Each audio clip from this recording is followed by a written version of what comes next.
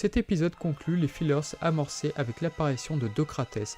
Contrairement aux autres antagonistes, l'aîné de Sucinthe paraît le temps d'un seul épisode. En y regardant de plus près, son armure ressemble à celle de Nachi, mais en rouge. On pourrait y voir une certaine paresse créative, mais le doute subsiste.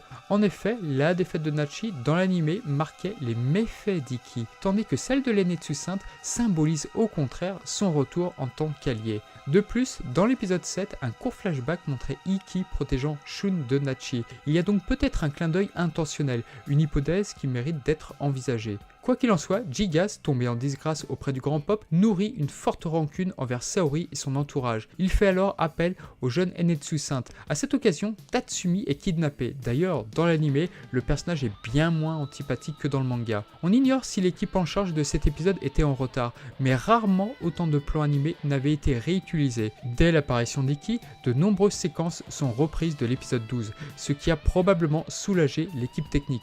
Même la technique spéciale de l'aîné de Sucinthe, le Fire Scree, sera recyclé à plusieurs reprises. C'est également dans cet épisode qu'est introduit le concept du grand frère venant sauver Shun. L'épisode, confié à Shindo Mitsuo, reste plutôt honorable et la séquence finale autour de Seiya, Yoga et Ikki en marquera plus d'un.